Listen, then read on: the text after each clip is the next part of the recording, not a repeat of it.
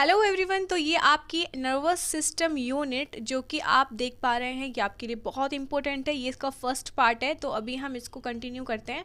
और इस यूनिट के आप नोट्स ज़रूर बनाते चलना, ये आपके लिए फ्यूचर में भी बहुत ज़्यादा काम आने वाली है।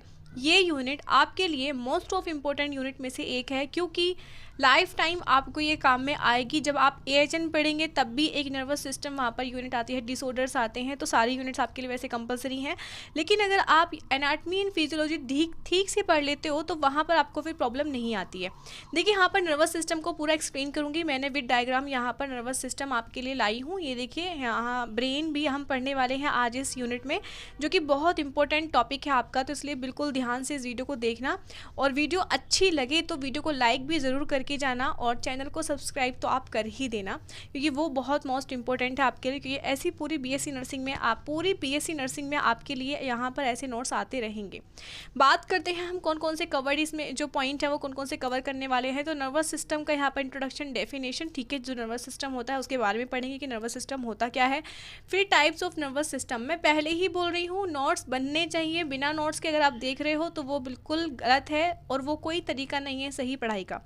आप अगर नोट्स आपके पास, आप एग्ज़ाम से 2 दिन पहले भी पढ़ रहे हो तब भी लिख कर पढ़ो। ऐसे किताब को मूवी की, ऐसे इस क्लास को मूवी की तरह देखोगे तो बिल्कुल भी समझ में नहीं आएगा, आप भूल जाओगे। अगर लिखोगे तो दो बार वो चीज़ रिपीट होगी। एक बार मैं बोलूँगी, एक बार आप लिखोगे और तीसरी बार आपकी नज़र पड़ेगी, तो ऐसे आपकी जो मेमोरी में वो सेट हो जाएगा। टाइप्स ऑफ नर्वस सिस्टम की बात करें तो 2 टाइप के होते हैं, वो हम इसमें आगे पढ़ने वाले हैं। ब्रेन पढ़ेंगे, cranial nerves, spinal nerves, neurons, nerve cell and reflex action. ये सारी चीज़ें हम आज इस यूनिट में कवर करने वाले हैं। पीडीएफ आपको टेलीग्राम के ग्रुप में मिल जाएगा। अब बात करते हैं नर्वस सिस्टम की। आखिर नर्वस सिस्टम होता क्या है? इतना हंगामा तो मचा हुआ है कि हाँ भाई नर्वस सिस्टम है क्या? देखिए नर्वस सिस्टम हमारी बॉडी का बहुत ही मेन इंपॉर्टेंट पार्ट है। ये कैसे कोऑर्डिनेट होता है, क्या क्या इसके मसले मसाइल हैं, आप इस वीडियो में देख सकते हैं। हम पूरा इसको एक्सप्लेन करने वाले हैं आज, ठीक है। बहुत ही इंटरेस्ट के साथ आज हम इस यूनिट को पढ़ने वाले हैं। बिल्कुल भी स्किप मत करना, आपके लिए बहुत मोस्ट इंपॉर्टेंट है। मैं बार बार बोल रही हूँ, नोट्स बनाते चलना। अगर हम बात करें इसके इंट्रोडक्शन की, तो the nervous system is the most important control and communication system of the body. Nervous system जो है बहुत ही ज़्यादा मोस्ट इंपॉर्टेंट है कंट्रोल करने के लिए और कम्युनिकेशन सिस्टम का मतलब समझ रहे हो कि आपस में कम्युनिकेट करके चलना। हमारा ब्रेन हमारे हाथ के हिसाब से, देखिए मेरा हाथ यहाँ पर हिलाया, यहाँ पर मैं हाथ लाई तो पहले मेरे ब्रेन ने कमांड की ना, तभी तो। मैं बिना ब्रेन के तो कुछ काम नहीं कर सकती, बिना न्यूरॉन्स के मैं कुछ नहीं कर सकती। मैं बोल रही हूँ, वो मेरा ब्रेन कमांड कर रहा है कि हाँ तानिया अब तुझे ऐसा बोलना चाहिए। ये सारा काम किसका होता है? कम्युनिकेट, यानी हमारी बॉडी हमारे हिसाब से चल रही है, सारे फंक्शंस हमारे हिसाब से चल रहे हैं। ब्रेन कमांड कर रहा है, हाथ चल रहा है, आपस में कम्युनिकेट वो करके चल रहे हैं। सारे पार्ट्स, सारे फंक्शन, सारे ऑर्गन्स, तो उसको कहते हैं कम्युनिकेट करके चलना। यही नर्वस सिस्टम का काम है। Nervous system is the most important, control भी करता है ये, ठीक है। अब जो चीज़ मुझे यहाँ नहीं बोलनी मैं उस पर कंट्रोल कर लूँगी, वो भी हमारे दिमाग का काम है। इसीलिए इसे कहते हैं नर्वस सिस्टम, ठीक है। Nervous system is the most important control and communication system of the body. It coordinates all activities and help different part of the body to work together, ठीक है। ये कोऑर्डिनेट करके चलता है ऑल एक्टिविटीज़ को, जैसा कि मैंने आपको अभी बताया। ऑल एक्टिविटीज़ को, जितनी भी एक्टिविटीज़ होती है हमारी बॉडी की, उन सारी एक्टिविटीज़ को कोऑर्डिनेट करके चलता है और हेल्प करता है different parts of the body. और ये हेल्प करता है जितने भी बॉडी के पार्ट्स होते हैं उनको एक साथ काम करके चलने में। अब मेरे को प्यास लगेगी तो मेरा जो हाइपोथैलेमस है वहाँ से हार्मोन रिलीज़ होगा कि हाँ इसको प्यास लग रही है, ठीक है। अब वो हार्मोन रिलीज़ हुआ तो सीधे वो मेरे हाथ पे तो नहीं आया हार्मोन, वो सीधा मेरे ब्रेन पे वर्क करेगा और मेरा दिमाग मुझसे कहेगा कि तानी तुझे प्यास लगी, तुझे पानी पीना है, उठ के। तो मैं क्या करूँगी? मैं उठ के जाऊँगी, तो मेरे जो पैर हैं वो काम करेंगे चलने में। मैं वो चीज़ें जो सामने आएंगी, दरवाज़ा खोलूँगी, ये सब करूँगी, तो हमारी बॉडी पूरी कम्युनिकेट कर रही है, कोऑर्डिनेट कर रही है। ये सब ब्रेन कमांड कर रहा है और आपस में जो ये सारा कम्युनिकेशन चल रहा है, सारा कोऑर्डिनेशन चल रहा है, यही एक नर्वस सिस्टम है। आई होप आपको नर्वस सिस्टम का इंट्रोडक्शन समझ में आ गया होगा। It receives informations from both the internal and external environment processes it, ठीक है। अब ये लाइन समझिए आप, ये रिसीव करता है इन्फॉर्मेशन को। जो भी इन्फॉर्मेशन हमें बाहर से मिलती है या फिर अंदर से मिलती है उसको ये रिसीव करता है। कौन करता है? Nervous system. नर्वस सिस्टम भाई साहब की बात चल रही है, और फिर उसके ऊपर ही काम करता है and produce an appropriate response, और जैसे रेस्पॉन्स की नीड होती है वैसा रेस्पॉन्स ये वहाँ पर भेजता है। मान लीजिए बाहर से कोई गर्म चीज़ या ठंडी चीज़ हमारे हाथ पे लग रही है और हमें वहाँ से हाथ हटाना है, या फिर कोई भी ऐसी एक्टिविटी हमें उस टाइम पे करनी है, हमारा ब्रेन कमांड करेगा, चाहे वो बाहर का स्टिमुलाई हो या फिर अंदर का रेस्पॉन्स हमें अंदर के एनवायरनमेंट से मिला हो स्टिमुलाई। तो ऐसे ही हम फिर हमारी बॉडी कमांड करेगी, ठीक है। तो एप्रोप्रिएट रेस्पॉन्स भी मिलेगा जब कोई इन्फॉर्मेशन मिलेगी हमें, या तो बाहर के एनवायरनमेंट से या फिर इंटरनल एनवायरनमेंट से, ठीक है। ओके, अब हम आगे बढ़ते हैं, फंक्शन की बात कर लेते हैं। फंक्शन क्या है? तो function of the nervous system, sensory function की बात चल रही है, इतनी देर से बता रही हूँ, वो सेंसरी फंक्शन ही है। यानी कि हमारी जो बॉडी है detect changes from the environment through receptors, यानी कि रिसेप्टर्स के थ्रू जो भी स्टिमुलाई, जो भी चेंजेस हमें मिलते हैं उसके अकॉर्डिंग ही हमारी बॉडी काम करती है। सेंसरी सिस्टम यानी कि जैसे किसी भी गर्म चीज़ पे हाथ लगा, गर्म पानी पे हाथ लगा या गर्म गैस पे हाथ लगा, उसे एकदम से हटा लेना, यानी कि हमारा सेंसरी सिस्टम वर्क करेगा, हमारे न्यूरॉन्स हमारे ब्रेन तक मैसेज पहुँचाएंगे। मोटर फंक्शन, मोटर यानी कि एक्टिविटी, मोटर, ठीक है, जो हमारे ऑर्गन्स हमारे वर्क करते हैं। Sends signals to the muscles and glands produce to response, यानी कि जो हमारे मसल्स होती हैं उन तक सिग्नल पहुंचाना और फिर वो रिएक्ट करेंगी। मसल्स हमारे जो हमारी बॉडी के पार्ट्स बने हुए हैं वो मसल्स से बने हुए हैं, तो ये मोटर फंक्शन यानी कि हमारी बॉडी की एक्टिविटी, ठीक है। बात करते हैं कोऑर्डिनेशन की। तो कोऑर्डिनेशन यानी कि साथ में मिलाकर अपने पूरे जितने भी ऑर्गन्स हैं उनको साथ में मिलाकर, ठीक है, एक कोऑर्डिनेशन बनता है, वो भी एक नर्वस सिस्टम का काम है, जैसा कि मैंने ऊपर आपको डेफिनेशन में बता दिया है। रेगुलेशन की बात करें तो control vital body function such as heart beat, breathing and digestion, ये काम भी हमारे रेगुलेशन करना, ये काम भी हमारे नर्वस सिस्टम का है, ठीक है। ये हार्ट बीट, ब्रीदिंग, डाइजेशन, अब ये से समझ लीजिए कैसे, क्योंकि रेगुलेशन का मतलब होता है कि हमारी बॉडी को रेगुलेट करके चलना। अब नर्वस सिस्टम का ये काम कैसे है? नर्वस सिस्टम का काम ऐसे है, जब भी हम भाग रहे होते हैं, दौड़ रहे होते हैं, तो हमारा जो नर्वस सिस्टम है उसी हिसाब से आपकी ब्रीदिंग, डाइजेशन या फिर हार्ट बीट, ब्रीदिंग बढ़ जाती है ना। तो हमारा ब्रेन जो है आपका, जो आपके उसमें हार्मोन्स होते हैं, हार्मोन्स ज़्यादा कभी रिलीज़ होते हैं, कभी कम रिलीज़ होते हैं, तो वो भी आपके नर्वस सिस्टम का काम है, उसी हिसाब से आपके हार्मोन प्रोड्यूस होते हैं। मान लीजिए आपको कोई बुरी खबर आपको सुनने को मिली, बुरी खबर सुनने को मिलेगी, तो आपका जो ब्रेन है वो उसी हिसाब से आपका जो हार्मोन है वो रिलीज़ करेगा, और हार्मोन रिलीज़ होंगे उसी हिसाब से, तो वो हार्मोन वर्क करेंगे आपके रेगुलेशन पे। यानी कि आपको एकदम से टेंशन हो सकती है, आपकी हार्ट बीट बढ़ सकती है, आपको शॉक लग सकता है, ठीक है। तो यही काम है आपकी नर्वस सिस्टम का, तो रेगुलेशन भी आपका ये काम है, ठीक है। चलिए आगे बढ़ते हैं, हमने फंक्शन पढ़ लिए हैं। अब बात करते हैं डिविजन्स ऑफ नर्वस सिस्टम, यानी कि नर्वस सिस्टम को कितने पार्ट में डिवाइड किया हुआ है और क्या होता है नर्वस सिस्टम, ठीक है। यहाँ पर हम पूरा एक्सप्लेन करेंगे, ठीक है। देखिए बहुत ही इंपॉर्टेंट यूनिट है, बस आपसे इतनी सी रिक्वेस्ट है कि वीडियो को लाइक कर देना, एक प्यारा सा कॉमेंट कर देना कि दी आपकी बात हमें बिल्कुल अच्छे से समझ में आ गई, और ज़िंदगी में भी हम अब ये यूनिट नहीं भूलने वाले हैं। मैं ईजी लैंग्वेज में समझा रही हूँ, नोट्स भी मैं आपके ये प्रोवाइड कर दूँगी, टेलीग्राम चैनल का लिंक आपको डिस्क्रिप्शन बॉक्स में प्रोवाइड कर दूंगी। नहीं तो आप, अगर मैं नहीं कर पाती हूँ किसी वजह से, क्योंकि मैं दो चैनल इस टाइम मेंटेन कर रही हूँ, तो आप एक काम करना, चैनल का जो बायो होता है, बायो समझ में आता है, जैसे ये चैनल है, चैनल का नाम, उसकी 4-5 लिंक मिले होंगे, वहाँ जाके आप टेलीग्राम चैनल ज्वाइन कर सकते हैं, इजीली मिल जाएगा, ठीक है।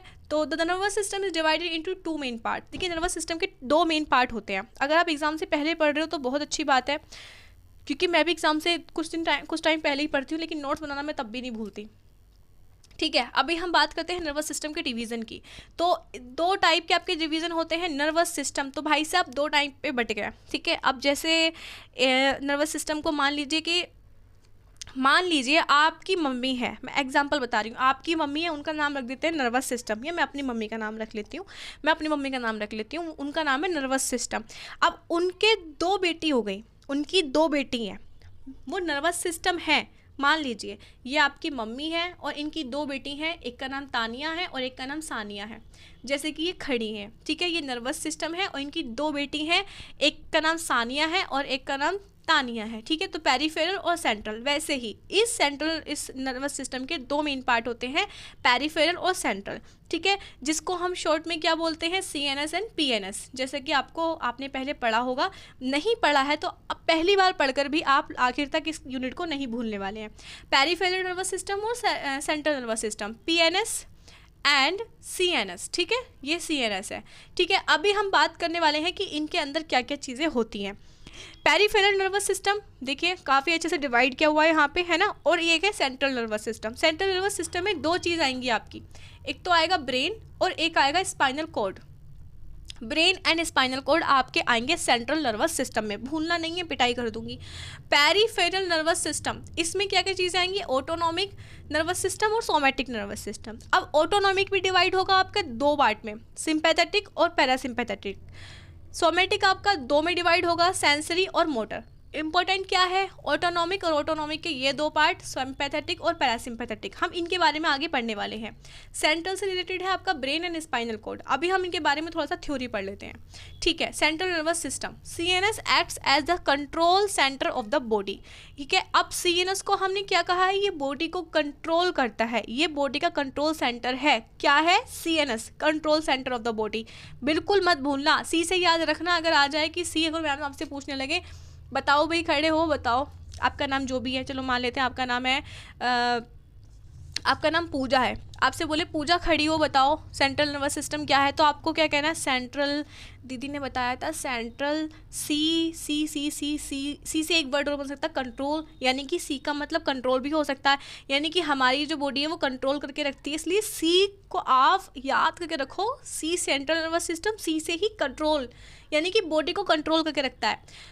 अब आते हैं पार्ट्स ऑफ CNS, ठीक है। तो CNS के क्या पार्ट्स होते हैं, कितने पार्ट्स होते हैं, मैंने पहले ही बताया, ब्रेन होता है, स्पाइनल कॉर्ड होता है। ब्रेन ही तो है जो हमारी बॉडी को कोऑर्डिनेट करके चलता है, या फिर कॉम्बिनेशन बना के चलता है, या फिर हमारे बॉडी का कंट्रोल सेंटर है, तो वो ब्रेन ही तो है, ब्रेन ही तो हमारे बॉडी का कंट्रोल सेंटर है ना, ठीक है। अभी हम बात करने वाले हैं ब्रेन के बारे में। देखिए ब्रेन कितनी प्यारी पिक्चर पे, कितना प्यारा है, यहाँ पर मैंने डायग्राम लगाया है, आपको कच्ची पेंसिल से बनाना है, लेकिन कलर्स मत फील करना आप। डायग्राम, अगर आपकी एनाटॉमी जब आप एग्ज़ाम देंगे, डायग्राम पूछे जाएं ना पूछे जाएं, लेकिन मैं बोल रही हूँ बना के आना, क्योंकि आप मेरे स्टूडेंट्स हैं और मैं नहीं चाहती मेरे स्टूडेंट्स के कम मार्क्स आएँ। जैसा मैं लिखती हूँ एग्ज़ाम में, वैसा ही मेरे स्टूडेंट्स लिखें, ठीक है। हर तरह की हेल्प आपको इस चैनल पर मिलने वाली है, बस मेरे तरह ही आपको मेहनत करनी है। अभी यहाँ पर हम बात करते हैं ब्रेन की। ये पूरा ब्रेन है, ये दिख रहा है, ये पूरे स्कल के नीचे आपका ये ब्रेन है, ये ब्रेन है, ये ब्रेन स्टीम है, ठीक है। ये आपका पूरा ब्रेन है। दिमाग, जैसे कहते हैं ना, दिमाग कम है क्या तुझ में, तो भाई दिमाग की जो दिख रही है ना, ये सब कुछ सबका ऐसा ही रहता है। बस क्या है ना कि बॉडी का जो आपका कैपेसिटी होती है वो किसी में कम होती है, किसी में ज़्यादा होती है। कोई अखरोट कम खाता है, कोई अखरोट ज़्यादा खाता है, किसी में जेनेटिक बहुत तेज़ होता है, कोई कोई बहुत शार्प माइंड होते हैं, जेनेटिकली भी प्रॉब्लम्स होती हैं। तो ये हैं आपके ब्रेन के पार्ट। ये ब्रेन का पार्ट दिख रहा है, ये अलग अलग जो दिख रहा है ना, ये यहाँ से अलग हो गया, ये वाला पार्ट यहाँ से अलग हो रहा है, तो इसको क्या बोलते हैं, सेरेब्रम, जो कि हमारे पार्ट का 1/4 में से ये पूरा एक हिस्सा आपका सेरेब्रम है, यानी कि ये आपका मतलब 75% जो है आपका वो सेरेब्रम है। कॉर्पस कॉलोसम यहाँ पर प्रेजेंट है। ये है आपका पोन्स, जो कि आपके ब्रेन स्टीम में प्रेजेंट होता है, पोन्स। मेडुला ऑब्लिंगेटा, ये हमारे ब्रेन का पार्ट है, वो हमारी ब्रेन स्टीम के जस्ट ऊपर इस्टेब्लिश होता है, यानी कि प्रेजेंट होता है। सेरेबेलम, जो कि हमारे ब्रेन का है तो छोटा सा पार्ट, लेकिन ये हमारी बॉडी को कोऑर्डिनेट करने का बहुत बैलेंस करने का काम करता है। हिप्पोकैम्पस, जो कि बहुत छोटा सा पार्ट और यहाँ पर प्रेजेंट है। वेंट्रिकुलर सिस्टम, जो कि आपका यहाँ पर प्रेजेंट है। अब जो जो इम्पोर्टेंट है उनके बारे में हम आगे पढ़ने वाले हैं। ब्रेन को हम ख़त्म करने वाले हैं, ब्रेन का आप खात्मा कर देंगे। हम ऐसा पढ़ लेंगे कि आपको कभी कुछ और पढ़ने की ज़रूरत नहीं पड़ेगी। बहुत ही ईजी लैंग्वेज में आपको समझा रही हूँ, ठीक है। The brain is the main organ of the nervous system and is located inside the skull. ये स्कल के अंदर मौजूद होता है, ठीक है। Main part of the brain, अब ब्रेन के भी पार्ट होते हैं, जैसा कि मैंने आपको ऊपर बताया। The main part of the brain, इसमें होता है सेरेब्रम। अब हम पहले सेरेब्रम के बारे में पढ़ते हैं। जैसा कि मैंने आपको बताया 75% आपको कवर करे हुए होता है सेरेब्रम। ये largest part of the brain का लार्जेस्ट पार्ट आपका होता है, divided into right and left hemispheres, यानी कि जैसे ये आपका था, तो ऐसे हेमिस्फेयर्स यानी कि 2 पार्ट में डिवाइड होता है। जब आप स्कल्स पढ़ते हैं, ये मान लीजिए, तो ये ऐसे मानो, ये आपका ये वाला पार्ट 2 हेमिस्फेयर्स में आपका प्रेजेंट होता है, ठीक है। Control voluntary activities. अब इतना तो पता होगा आपको कि वॉलेंट्री और इनवॉलेंट्री क्या होता है। वॉलेंट्री यानी कि इच्छा अनुसार, अपनी मर्जी के अनुसार, उन चीज़ों को जो हम अपनी मर्जी के अनुसार करते हैं उन्हें उन एक्टिविटीज़ को कंट्रोल करने का काम कौन करता है? आपका सेरेबेलम, ठीक है। सेरेब्रम याद रखना है, 2 यहाँ पर सिमिलर से नाम मिलेंगे, सेरेब्रम और सेरेबेलम, तो इसलिए सेरेब्रम, ब्रम से याद रखना, ब्रम भाई बड़ा, ब्रम ब्रम ब्रम ब्रम यानी कि ड्रम, ब्रम से मान लो ड्रम यानी कि बहुत बड़ा, सेरेब्रम यानी कि सेरेड्रम, और ये बहुत बड़ा है, ठीक है, याद रखना, भूलना मत, ठीक है। और ये वॉलंटरी एक्टिविटीज़ को कंट्रोल करने का काम करता है। फंक्शंस की बात करें तो थिंकिंग एंड रीजनिंग, यानी कि मैंने बताया था ना कि किसी किसी की मेमोरी बहुत शार्प होती है, तो वो इसी पर डिपेंड करती है, सेरेब्रम पर, ठीक है। मेमोरी एंड लर्निंग, इमोशंस भी इसी पर डिपेंड करते हैं, और सेंसरी परसेप्शन भी, जो सेंसरी परसेप्शन होते हैं जो कि आपके वॉलंटरी एक्टिविटीज़ के लिए रेस्पॉन्सिबल होते हैं, वो भी आपका सेरेब्रम पर ही डिपेंड होते हैं। आगे बढ़ते हैं, सेरेबेलम, मैंने कहा था ना कि एक और भाई साहब आएंगे, छोटे भाई साहब, अब सेरेबेलम है ये बेचारे, ठीक है, तो बेलम है ये, ठीक है, तो इनको आप ड्रम मत बनाना, ये सेरेबेलम है, ठीक है, इनको ड्रम मत बनाना, छोटे हैं। Located below the cerebrum, located below the cerebrum यानी कि सेरेब्रम के नीचे, बिलो का मतलब होता है नीचे भी प्रेजेंट होते हैं भाई साहब सेरेबेलम, लेकिन साइज में छोटे होते हैं, और आपके पीछे की साइड, आपके स्कल में पीछे की साइड प्रेजेंट होते हैं। फंक्शंस क्या होते हैं? मेंटेन बैलेंस एंड पोस्चर, जैसे कि मैंने बताया बॉडी के बैलेंस को मेंटेन करने का काम कौन करता है? सेरेबेलम, ठीक है, ओके। मेंटेन और कोऑर्डिनेट्स मसल्स मूवमेंट्स, और मूवमेंट्स करने का काम भी करता है, ठीक है। और जो लोग अल्कोहल का कंजम्पशन करते हैं, सबसे ज़्यादा इफेक्ट आपके सेरेबेलम पर पड़ता है, और सेरेबेलम इसलिए डैमेज हो जाता है, और तभी हम जब अल्कोहल का कंजम्पशन करते हैं तो उस टाइम पे जो हमारा सेरेबेलम है वो वर्क करना बंद कर देता है, और इसी वजह से कोई भी जो अल्कोहल ले हुआ जो इंसान होता है, जो भी, वो क्या होता है कि वो अच्छे से नहीं चल पाता, इसीलिए उसका बैलेंस बिगड़ता है। इसी वजह से, यही वजह है सेरेबेलम की, सेरेबेलम यही काम करता है। कभी कभी चक्कर आ जाते हैं तो सेरेबेलम आपका वर्क नहीं कर रहा होता है, ठीक है। ब्रेन स्टीम की बात करते हैं, चक्कर, बहुत तेज़ सर में दर्द होता है ना, बहुत तेज़ सर में दर्द और चक्कर आ रहे हैं, तो आपके सेरेबेलम पर इफेक्ट पड़ता है। ब्रेन स्टीम की बात करते हैं, अब हेडेक होने में तो आपके सेरेब्रम पर भी इफेक्ट पड़ेगा और सेरेबेलम पर भी। सेरेब्रम पर इफेक्ट पड़ता है तो आपकी मेमोरी, रीजनिंग और आपकी थिंकिंग, ये सारी कुछ काम करना बंद कर देती हैं। उस टाइम पे आपका जो माइंड है वो वर्क नहीं करता है। ब्रेन स्टीम की बात करते हैं, ब्रेन स्टीम भी आपके ब्रेन का पार्ट है, ठीक है। तो इसमें क्या होगा, देखिए, तो आपका पूरा ये तो ब्रेन है, ये मिड ब्रेन है, यहाँ आते हैं ब्रेन स्टीम में आपके पोन्स, मेडुला ऑब्लिंगेटा, फिर आती है स्पाइनल कॉर्ड, और ये आपकी ब्रेन स्टीम होती है। आपके जो पार्ट है mid brain, pons and medulla oblongata, ये आपके ब्रेन स्टीम में प्रेजेंट होते हैं, जो कि आपके ब्रेन का पार्ट होते हैं, ठीक है। The brain stem connect the brain of the spinal cord, ठीक है, ये स्पाइनल कॉर्ड से कनेक्ट होती है। ब्रेन स्टीम क्या है? आपके ब्रेन, ये ब्रेन स्टीम जो है ये स्पाइनल कॉर्ड को कनेक्ट करने का काम करती है। ब्रेन और स्पाइनल कॉर्ड के बीच का जो हिस्सा होता है उसे हम ब्रेन स्टीम कहते हैं। ये जो पार्ट होता है आपका, कहते हैं ना गुद्दी पे मारूंगा, एक गुद्दी पे, तो ये गुद्दी, ये वही वाली गुद्दी होती है, यहाँ पे ये ब्रेन स्टीम पे पड़ता है आपके, तब आपको अकल आती है, क्योंकि यहीं पे आपका ना पोन्स, मेडुला ऑब्लिंगेटा सब प्रेजेंट होते हैं, ठीक है। लेकिन ज़्यादा तेज किसी को मत मारना, वरना बहुत नुकसान हो सकता है। पार्ट्स की बात करें तो mid brain, pons and medulla oblongata इसमें प्रेजेंट होते हैं आपके ब्रेन स्टीम में। फंक्शंस क्या होते हैं? तो controls involuntary activities such as breathing, heart beat and blood pressure, ये किसका काम होता है? आपका ब्रेन स्टीम का। ब्रेन स्टीम का ये सब काम होता है, ठीक है। और इसमें जो बताया हुआ है ना कि आपका ये ब्लड प्रेशर, हार्ट बीट, ये आपका मेडुला ऑब्लिंगेटा आपका मेंटेन करके रखता है। मेडुला ऑब्लिंगेटा आपके जो वाइटल साइंस के लिए रेस्पॉन्सिबल होता है, ठीक है। तो पोन्स है वो आपका एक छोटा सा पार्ट होता है आपके ब्रेन का।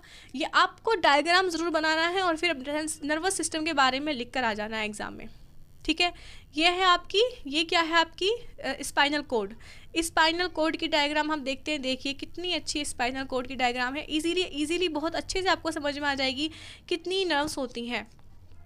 देखिए कितनी होती हैं यहाँ पर आपकी स्पाइनल कोड में, सर्वाइकल, थोरैसिक, लंबर, सैक्रल और कॉक्सियल, ये होती हैं आपकी, ठीक है। तो आपकी 5 हैं आपकी स्पाइनल कोड्स में, जो आपको डिवाइड है आपकी जितनी भी नर्व्स हैं ये, तो कि आपको यहाँ पर दिखना C1 से लेकर आपकी C8 तक, ये आपकी सर्वाइकल होती हैं। थोरैसिक होती हैं T1 से T12 तक, ये आपकी थोरैसिक होती हैं, ओके। और लंबर में आपका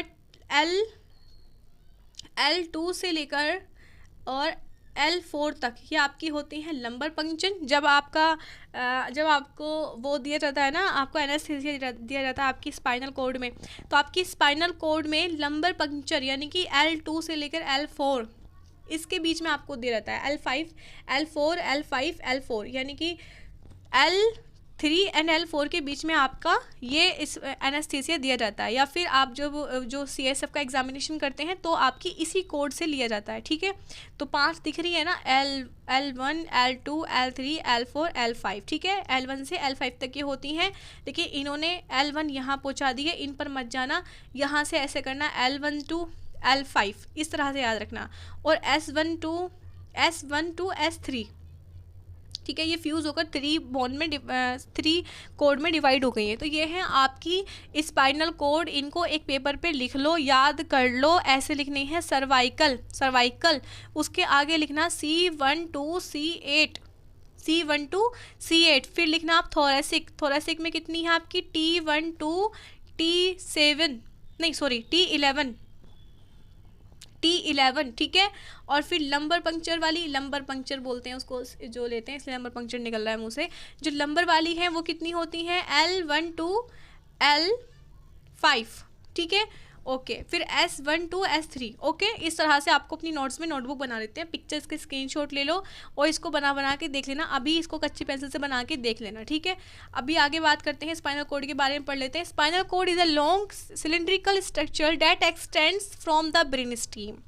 स्पाइनल कॉर्ड एक सिलिंड्रिकल स्ट्रक्चर यानी कि गोल शेप में that extends from the brain stem, जो कि ब्रेन स्टीम से फैली हुई है। हमारे माइंड से लेके, हमारे ब्रेन स्टीम से लेकर हमारा नेचर तक आपकी स्पाइनल कॉर्ड है। फंक्शन क्या है? Transmitted impulses between the brain and the body और ब्रेन के बीच में एक ट्रांसमिशन वाला इम्पल्सेस बना के रखना। Acts as a centre for reflex action, और ये एज अ रिफ्लेक्स एक्शन भी वर्क करती है। पेरिफेरल नर्वस सिस्टम की बात करें, PNS, तो अब आपका स्टार्ट होता है PNS के लिए मैं दूसरी क्लास रिकॉर्ड करूँगी, बहुत बड़ी क्लास हो जाएगी ये वाली। तो PNS के लिए सेकंड क्लास देखना आप, और मैं इसको दो क्लास में ही मैं इसको नर्वस सिस्टम को ख़त्म कर दूँगी। बहुत ही इंपॉर्टेंट यूनिट है, बहुत ही इंपॉर्टेंट और बहुत ही अमेजिंग सी, बहुत ही आसान भाषा में मैंने इसको समझाने की कोशिश की है। बस आपसे उम्मीद करती हूँ आप चैनल पर अगर नए हैं तो सब्सक्राइब किए हुए बिना बिल्कुल नहीं जाएंगे और वीडियो को भी लाइक कर देंगे और एक प्यारा सा कॉमेंट कर देंगे। मिलते हैं मेरी नेक्स्ट वीडियो में, तब तक के लिए बाय बाय।